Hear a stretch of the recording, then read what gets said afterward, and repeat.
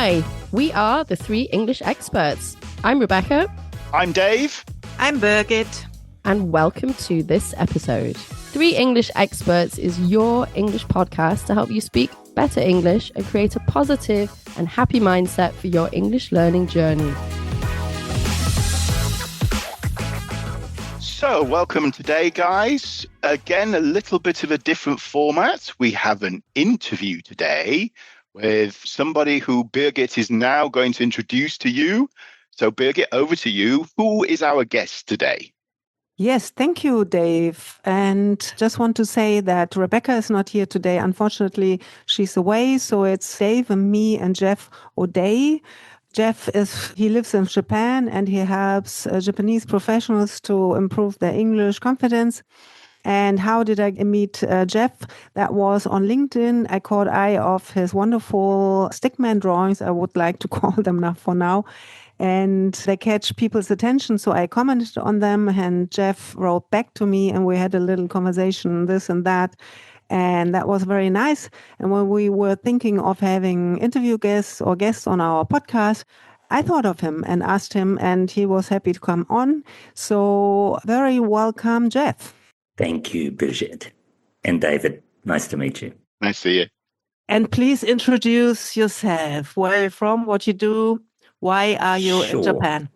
So you said you came to my posts on LinkedIn that grabbed your attention were the ones that had the drawings. So that's kind of what I'm known for now, where I talk about communication, but I always add a small drawing that adds some value and meaning to the posts that I've made.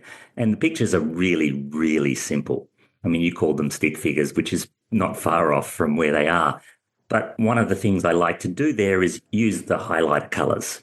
So I love the bright yellows and greens and oranges. And what I try to do is create a simple picture that demonstrates the message, and the colour has some sort of meaning within the picture and it adds to the value of it.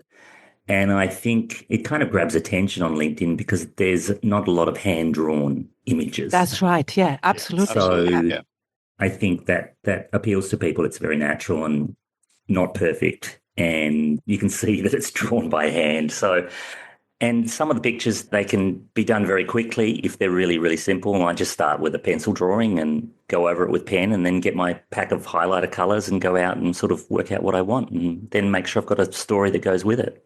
But my background, I was originally a primary school teacher in Australia. Ah, right. So I graduated from university, went into primary school teaching. I taught for about 4 years and then went travelling with my partner. We did a trip around the world backpacking, came back through Japan.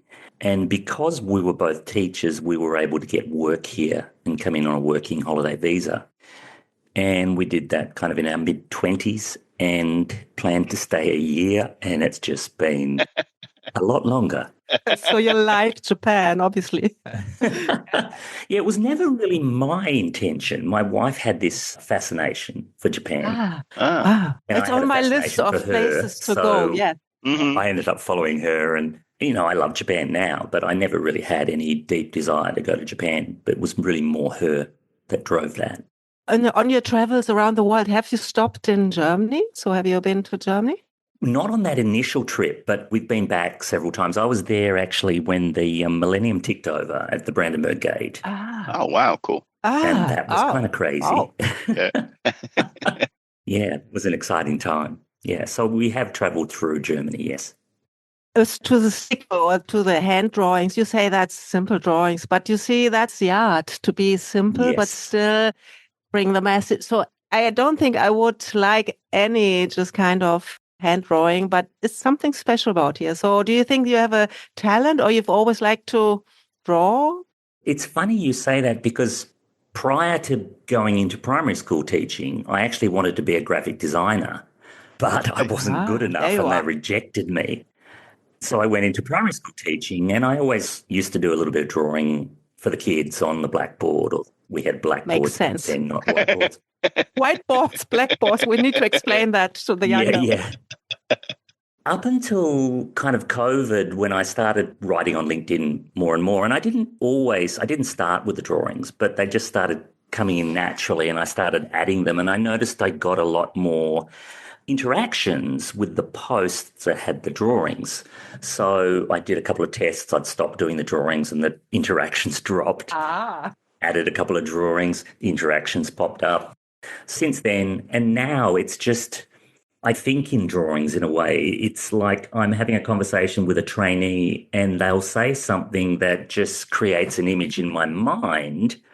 So I've got to quickly, during the training, do a quick sketch on a piece of paper. Wonderful. And then I push that aside and then focus on the trainee and then come back to it later, because if I don't, I'll just lose the idea. And then I can pick that up and run with it and take it from there.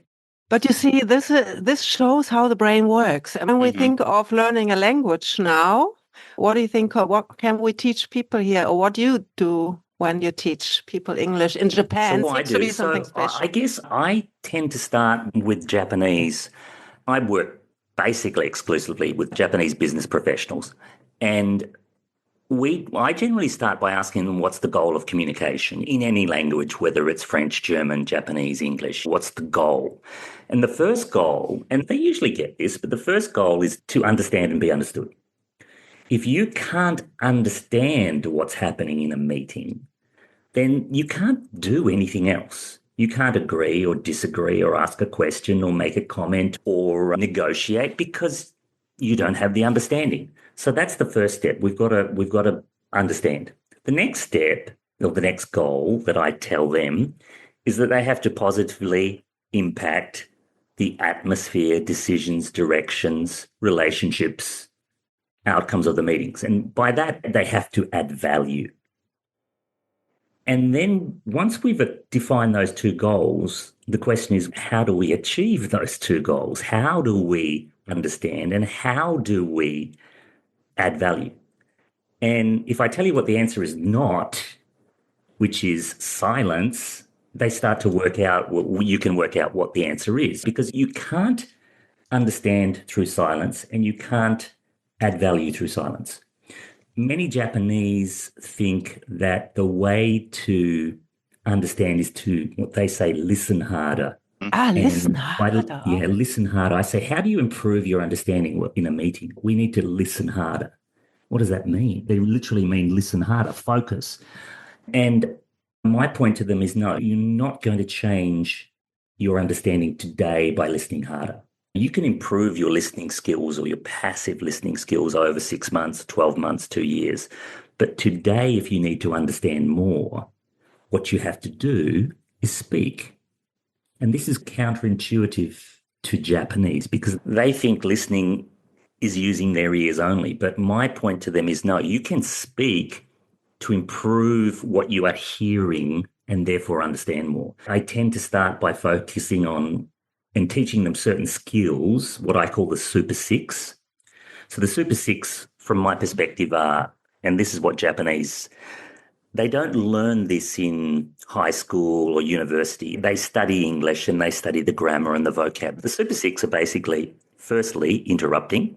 Second, wow, that's number asking one. for repetition. Yeah. Third, asking for clarification and doing so repeatedly if need be. Fourth is paraphrasing, and I'll come back to that one in a minute because that's a really important skill. And fifth is asking questions, and six is giving opinions. Now, they're the Super Six. That's what I call them. And the first five of those are really about improving understanding. You can interrupt and ask for repetition. That improves your understanding. You can interrupt and ask for clarification. You can interrupt and paraphrase.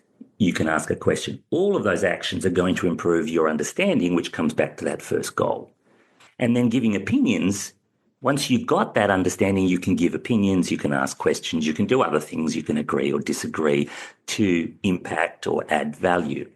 But they've got to be able to use those Super Six skills fluently. I don't mean they need to be able to speak English fluently, but they need to be able to, in a meeting, when their understanding drops, they need to recognize where is their level and what action can they take. Do they need to ask for repetition? Do they need to ask for clarification? Are they able to paraphrase? What's their level and what action do they need to take? And if they do that, they can develop the confidence to take those actions and improve their understanding, and then start to build a relationship with the people that they are talking to. Because in silence, there's no relationship. Wonderful. And when you want to create good communication, you've first got to create a relationship, and you've got to build that connection with people. And you cannot do that through silence. So I often tell them that silence is a killer. I say silence is a killer. It kills connections. It kills conversations. And they think that's funny, but it's very serious too. It's a kind of funny, serious message that I try to get them to understand. Yeah. And it's probably important that somebody from outside Japan does that, because obviously that's an issue in Japan. I don't know, to keep silent. I don't know. Yeah, the cultural because part. Japan is very much a culture that's focused on maintaining harmony, and it's about not putting yourself forward, and it's about deferring to other people. And you might think, I've got a question, but I'm just one of a group of people, and I shouldn't burden people with my questions. And I always tell them, first of all, it's not a burden. That's why you're in the meeting. We're having the meeting so you can ask questions. We're there to help you understand. And if you don't take the action to understand, you're actually not doing your job. You are failing to take advantage of the meeting. It's not attend the meeting and then send an email later to find out what happened. It's use the meeting time. So Japanese are they're very focused on harmony and respect, and they think often, and I'm talking generally, but the ones who struggle often think my question is a burden. No, it's not. It's what we want to hear. So I have to explain to them that in English, we don't care about harmony as much as they do. Right. We really care about respect for people, but harmony is not the issue. So our focus is on clarity of understanding. So therefore, we're going to engage more. We're going to ask the questions, ask for repetition, ask for clarification. We're going to paraphrase, and we're going to use those skills. Now, when a Japanese person joins an English meeting, they find it chaotic because they're used to meetings that are very quiet. One person is talking, they're taking their time, they'll finish, there'll be a pause, there'll be a moment of waiting, and then somebody else may speak. So it's almost like a turn taking. You can get busy and chaotic meetings sometimes, but there's a much more kind of regulated approach to it. Whereas English meetings are far more chaotic. I'm sure you and David would agree that people interrupt, people start a sentence and stop, and then somebody jumps over the top of them. And there's all of that happening, which for a Japanese person, from a cultural perspective, that's crazy. They not only have to understand the language, but they've got to follow this crazy tennis match that's going back. What's going on? That brings us to the cultural aspect, Dave. I think David has got ideas here. Yeah. Yeah. But if I just go back to one of the points in the Super Six that I think is probably one of the most underrated skills or underused skills in Japan, and that's paraphrasing. It tends to be that Japanese don't paraphrase a lot in their own language. They will, if they have a question, they'll ask a question, but they don't reconfirm. So I often tell them that I work with a lot of people in pharmaceuticals, and I explain to them that pharmaceuticals is an evidence-based industry. You have to show evidence of efficacy and safety, that your drugs are appropriate. And I think the way I align this is I tell them that English is also an evidence-based language. We want evidence that you've understood. It's not enough just to say, hey, I understand. It's clear. No, we want you to say, what is it you understand? And this is where paraphrasing is really powerful, because you can say, yeah, I think I understand your point. What you're saying is A, B, C, D, E, F, G. And even if they can't paraphrase correctly, what they are showing is that they don't understand, and that's also beneficial and that's helpful. So again, avoid silence and take the action to speak up. I'm Super Six, Jeff. Yes. That's amazing. Great. Great idea. But I'm often thinking then, it's great for your students who go into the meeting, learn this. Yes. How do the Japanese who haven't been in your course or haven't worked with you, how do they react to the Japanese colleagues, co-workers who then behave with the Super Six or work with the Super Six, put it that way. Generally, generally they'll say, so if the person looks at them and said, "Why are you so active?" "Oh, I was in Jeff's training." Well done. Wonderful. I tell them to blame it on me. Okay. If anyone says you're being too active, say, the manager paid for this training with Jeff, and this is what Jeff taught us to do. And then the other thing, David, is often I try to connect it back to their core values. And core values are one of those controversial things in that some people think they're really important, some people kind of ignore them. But I try to connect communication to core values. So often a typical core value will be integrity. And integrity basically means honesty, right? Speaking up honestly. If you want to have integrity, then in your meetings, you have to say, "Hey, I don't understand this. I'm lost. Could you help me? Could you explain this?" That's integrity. If your core value is passion, you can't just join a meeting and attend the meeting. You've got to actually participate in the meeting and show that participation. Give reaction, yeah. I'll often tell them that passion can compensate for a lack of fluency. So that you might not be a fluent English speaker, and most people I've worked with are not fluent English speakers and probably never will be. But when they are active and passionate and engaged, that makes up for any lack of fluency because it starts to build a relationship. People start to care about them. Their global colleagues will care about them, and they will work with them to help them share their message. How long did it take you to get this far, Jeff? I mean, firstly, how long have you been in Japan? How long did it sort of take you to figure this out? Because I'm sure at the very beginning, there were so many cultural shocks for you to ride through. So when I came to Japan originally, I was working for a language school, one of those typical, I think it was BBC language school. And then I went to Cambridge language school. And one of my clients there was Pfizer. I used to train a couple of groups of Pfizer staff. They would come to the school, which was near their company. And that school closed down suddenly. And then the manager from Pfizer said, "Could you come directly and work with us directly?" Because the school had closed.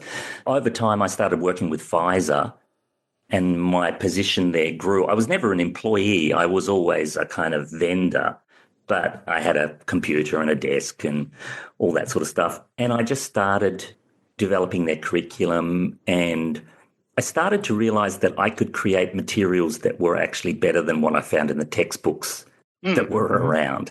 So my materials that I created actually targeted the people that I was working with rather than a standard generic book. And that's what kind of really started the journey, I guess, because then I could realize, okay, I know what they need. I can create a plan that works for that. I guess that's the background there. And it's just grown from there, David.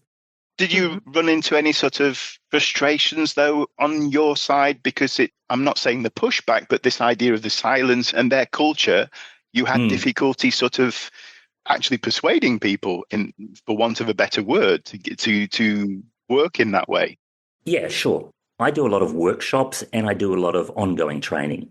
Workshops are great for bringing attention to a kind of issue. And I've just done a workshop at Johnson & Johnson in the last week. We did 2 3-hour workshops and we focused on the Super Six and we dealt with some of their problems and issues and gave them a bit of support.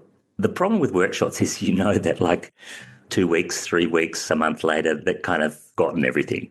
Whereas I like to do what I really liked. I love the workshops. They're a lot of fun. There's a lot of growth there too. But ongoing sessions are where I really love to work because we can build on what we're doing week after week.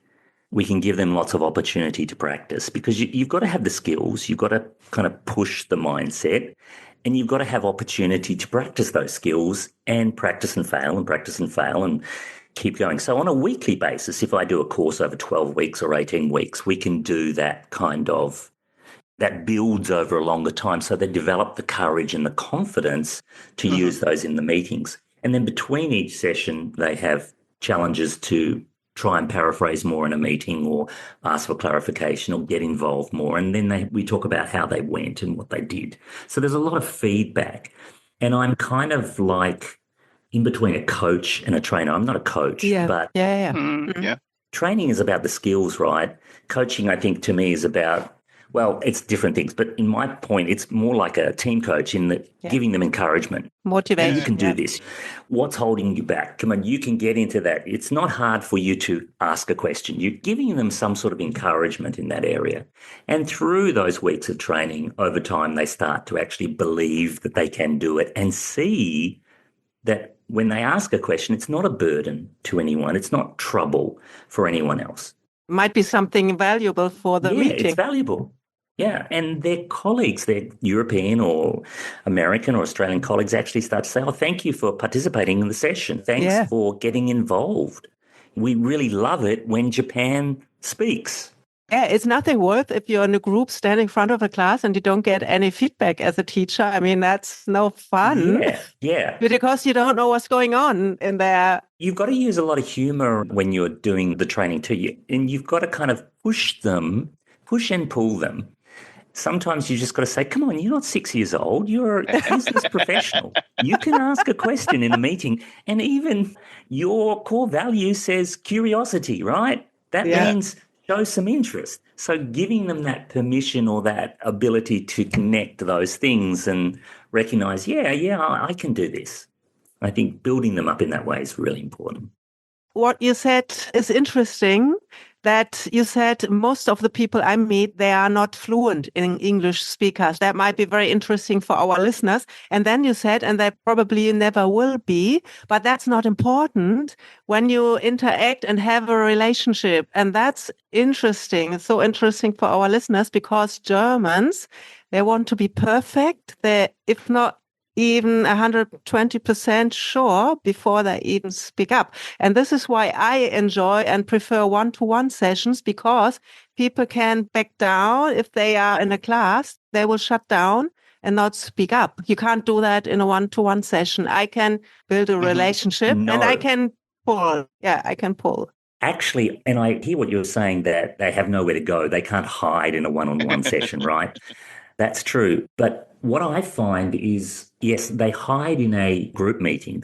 So this is why I like to have group training.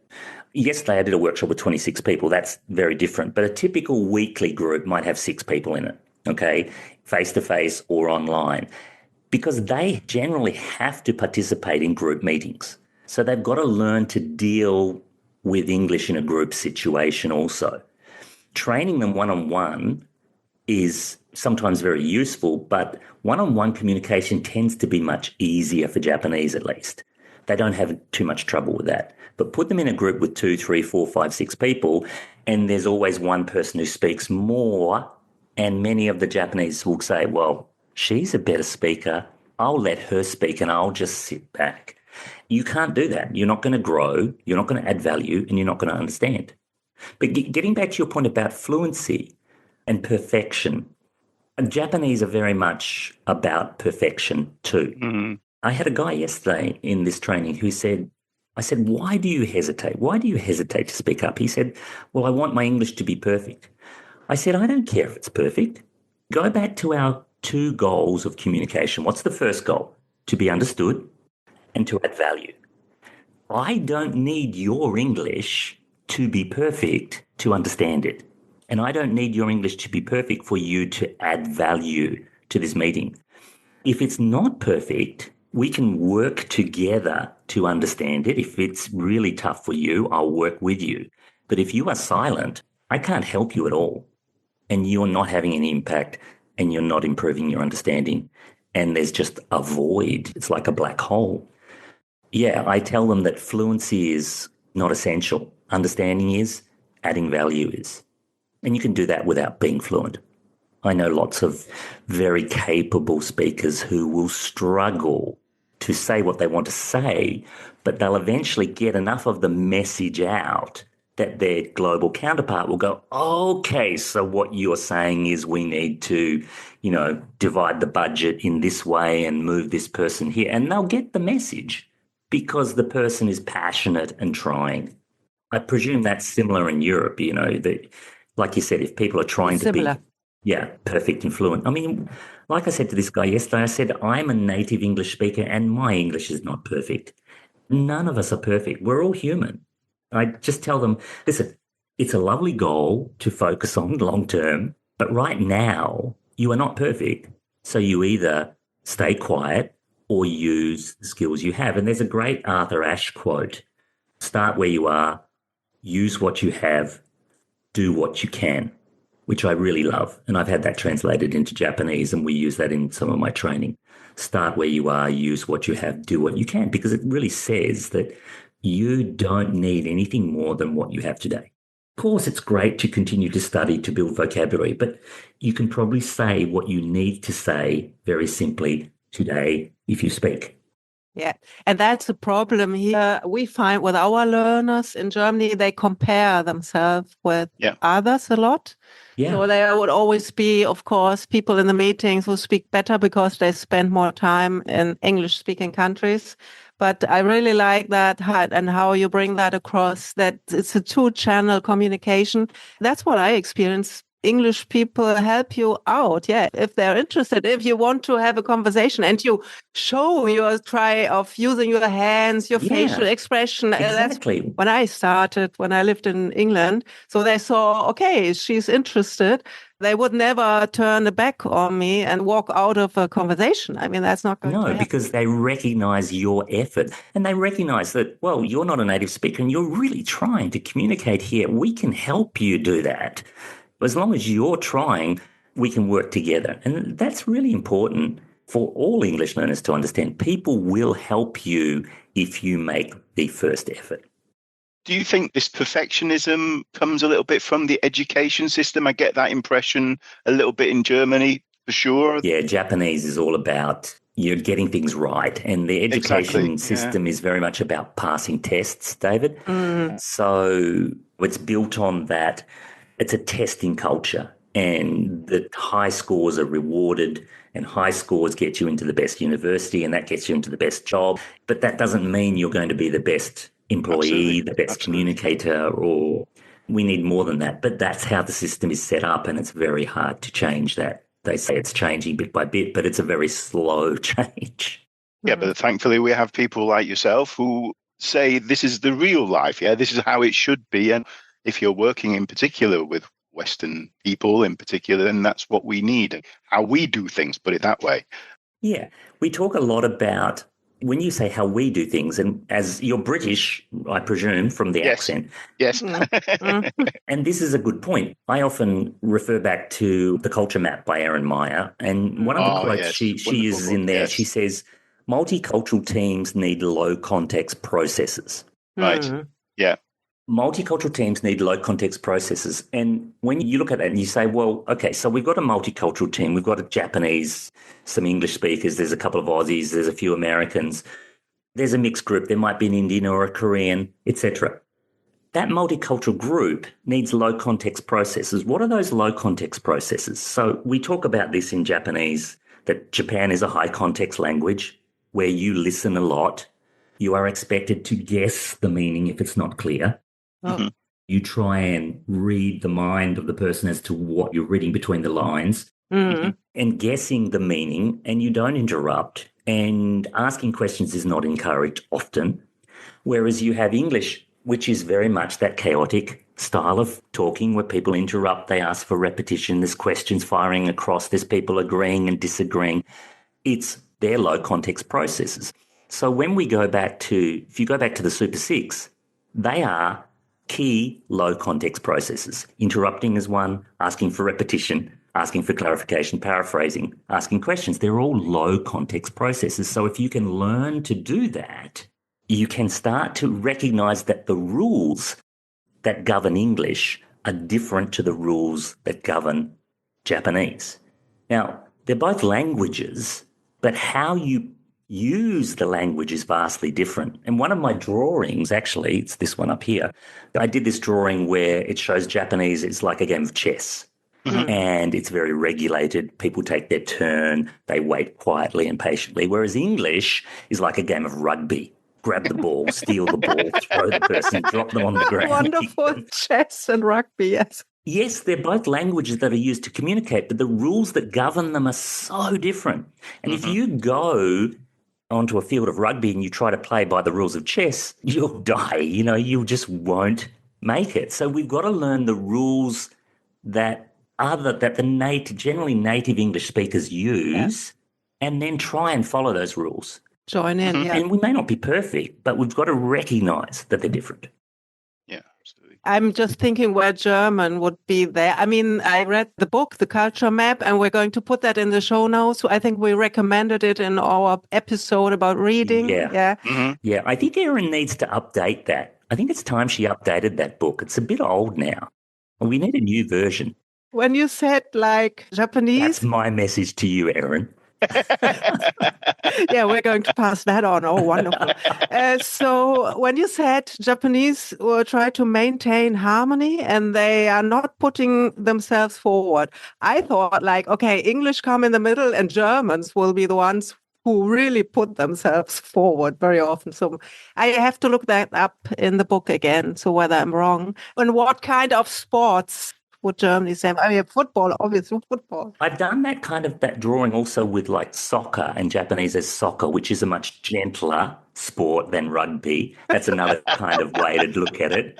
But I thought chess is even better because it's just so kind of structured. Yeah. There's a time limit for you to talk, to you to have a turn and all that sort of stuff. Yeah, silence. Yeah. I think that matches it. Yeah. It's perfect. So when you work out where Germany is, let me know. I'll draw you a picture. Thank you. Thank you. As to the pictures, another question came into my head. There are certain colors. Obviously, they come back in, red and green and purple or pink. Have you got like one main character figure? I mean, they look similar, but do you? I don't. You don't. And the colors are just simply what I pull out of the bag of my highlighter pens and what I feel like using that day. There's always a kind of contrast somewhere there. Yeah, I see that, yeah. Or there might be a range of colors that represents something. But no, there's no kind of repeatable character. It's generally like, this is the Japanese person. This is the English person. There's a bit of that. And I like comparing what happens in English to what happens in Japanese. And a lot of the comments on LinkedIn, it's interesting. They say, oh, this is interesting because in Spain we do the same thing. Or in Italy, we also lack the courage to speak up or ask our boss for clarification. So these aren't, although I'm writing from a Japanese perspective, these are not just, I recognize, not just Japanese issues. Right. And that's interesting to me too. I mean, I don't have experience in working with people from South America or Spanish or Italian, so I just talk about what I know. But it's funny how it resonates beyond that. Absolutely. Yeah. Super. Yeah, isn't that fantastic? Yes, and how long does it take you to do a drawing? That will be towards the end question. They look as you really took the time and 1 or 2 hours. Yeah, some of them take 2 or 3. Yes, okay. Just recently, I got an iPad because I thought, I need to do some digital drawing just in case I want to use these in a book or something. So I started doing that. I'm not sure. Yeah. I was going to say you need to do a book. It's going to change something. Yeah. Absolutely. Thank you. I'm kind of having fun with the iPad too because the benefit of that is I can erase really quickly because I make lots of mistakes when I draw. So that's why I usually start with pencil and go over it. And there was once or twice where I did a drawing and I spent 2 hours and I didn't like it, so I just started again. Yeah. When you're doing it in pen and paper, and that takes a long time, you think, oh, no.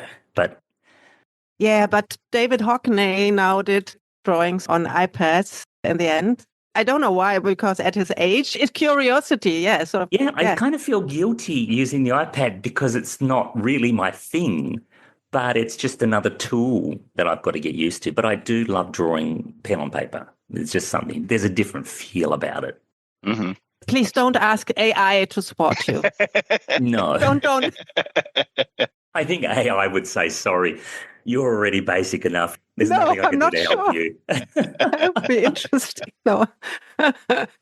So, yeah, it's fun. I really like the drawings and you never know how it's going to hit with people too, because sometimes you do a drawing, you think, oh, this is all right, this message is good, and it resonates with people. I did one the other week about engagement, and I thought, oh, this is a really good drawing. I didn't get much engagement. So there you go. You can never work it out. I can never tell. Yeah, but shows you're having fun and it's fun and something you enjoy. I think really that's what and I love that people comment and I can interact, and I like hearing their thoughts, all of that stuff. That's what makes LinkedIn really valuable to me. It's that interaction with people. Yeah. Hearing their thoughts. And I especially love it when I get Japanese people commenting on the posts because a lot of them are forced. But see, in Japan, LinkedIn is not a big platform. Instagram's big, Facebook is big, Twitter is big.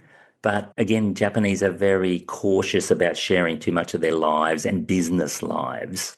So they still think of LinkedIn as something like from the other planet, the 90s, when it was just a place where you posted a resume or that sort of thing, or you updated your business status. But it's far more now. So, and especially, as you said before, having the guts to write on LinkedIn from the Japanese perspective. So that must be a great feeling for you that these guys have actually taken the time, had the guts to write something, given their cultural background. Yeah, David, that's so true. It does take courage for them to write something. I try to respond to everybody who comments on my posts, and especially the Japanese, I really make an effort to kind of thank them and appreciate the fact that they've made that effort, because it's just not a kind of natural thing for them to do that in a business sense. They might do it on Facebook, but even there, maybe less so than in the West or in non-Japanese countries. Have you got another question? Or thank you very much, Jeff. I have some more questions. You have some more questions. Okay. Fire away. We cut that out. No, don't cut that out. That's okay. Jeff, I love traveling. And first of all, where are you based in Japan? I'm in Tokyo. In Tokyo, okay. I've been in Tokyo the whole time I've been in Japan, but I've done a lot of traveling in Japan. So that's my next question, if I may interrupt. Go ahead. You can interrupt. Yes. Could you recommend 3 places to visit? Maybe our listeners would like to also go to Japan. And of course, everyone knows Tokyo. But are there 3 places in Japan that may be a little bit off the beaten track, or maybe hidden gems for culture or whatever? Let me go further afield. There's a place called Shirakawa-go. Oh, okay. And it is a UNESCO World Heritage Site, and it's located not far from Kanazawa, which is on the Sea of Japan coast. So you imagine most people have an idea of Tokyo, where Tokyo is. So it's to the west and kind of north of Tokyo.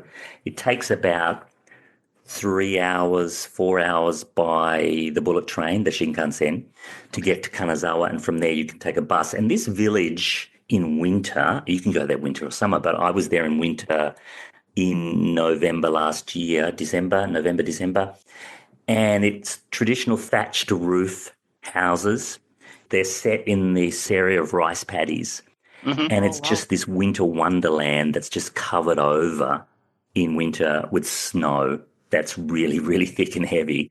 And it's just gorgeous. There's lots of little coffee shops or places where you can grab a beer or a snack and have a wander. And there's a lovely lookout that looks out over the village. Very, very traditional village. That's one, Shirakawa-go. I love a place called Kisoji, which is Kiso Valley, which is on the route, the old route between Tokyo and Kyoto. And it used to be this path they would follow to get from Tokyo to Kyoto. And there's a couple of old towns, these very traditional towns. And you go there and you walk around, you can't see any sign of electricity. There is there, but it's all built in behind and underground. So it has a really nice traditional feel to the place.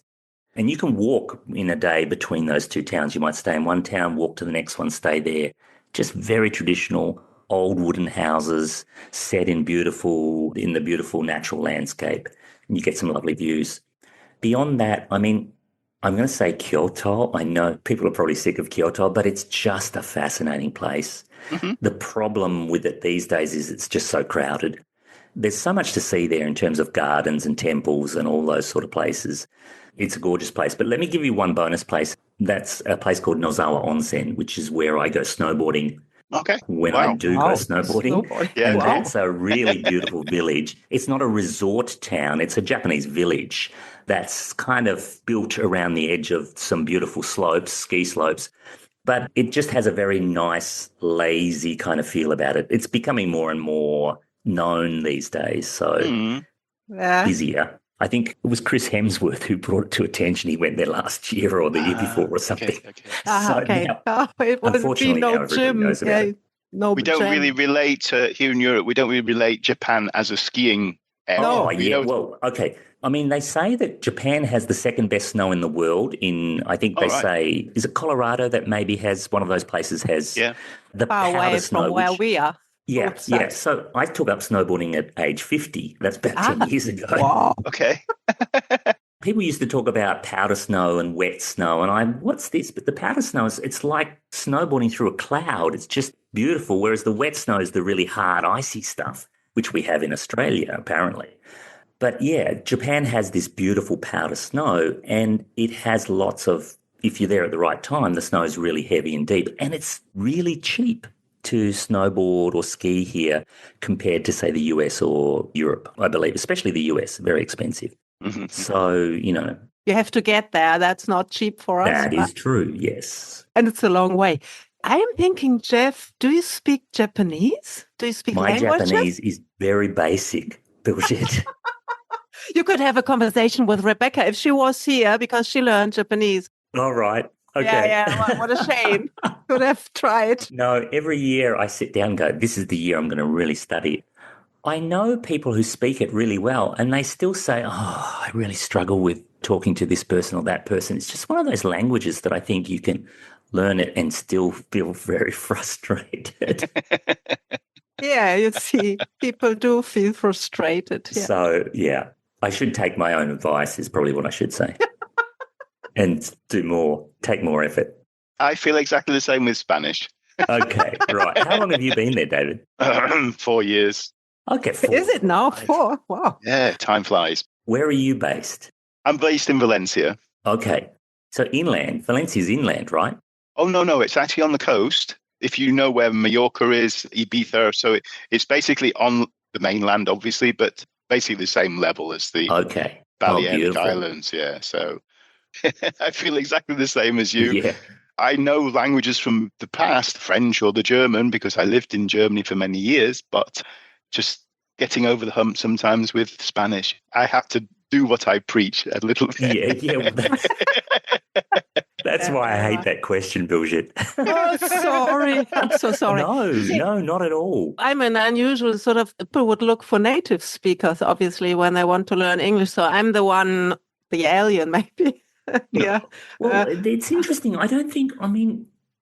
I know quite a few Japanese who make really good English communication teachers because they've got a different understanding. They understand the background. And if they've lived abroad for a bit and they've got an understanding of that different language, the high context, the low context, I think they're terrific. Absolutely. So I don't think it's not always the native speaker who's going to help you the best.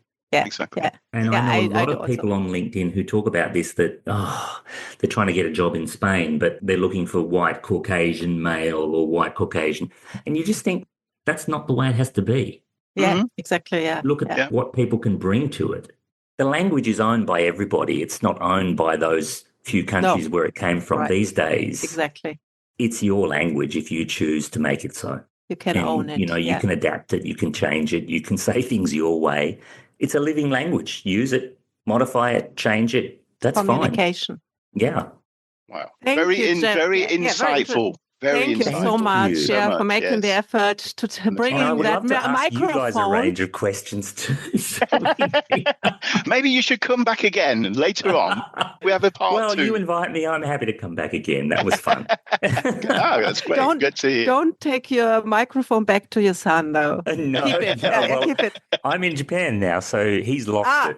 Okay. But it's quite cool, actually. I quite like using it now. I'll be using it for everything.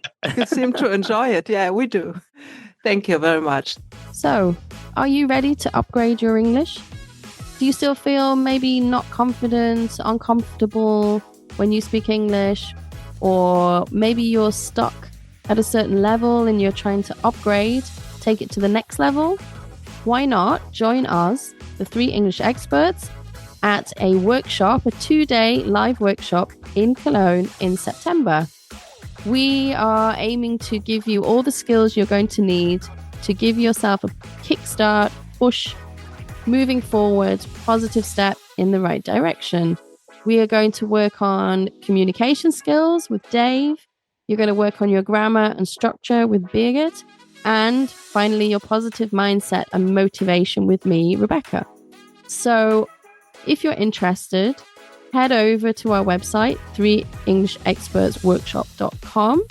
And if you book before the 30th of June, we have a really nice early bird offer with a special price and lots of extras. This is not just 2 days. After the 2 days, we are also offering some follow-up sessions, 6 1-hour free conversation lessons, a follow-up with one of the experts, and we will also give you a roadmap so that once you step out of those 2 days, you know exactly where you need to go and what you need to do next. It's going to be fun, it's going to be interactive, and we would love to see you there. So head over to that website, 3EnglishExpertsWorkshop.com, and book your place now.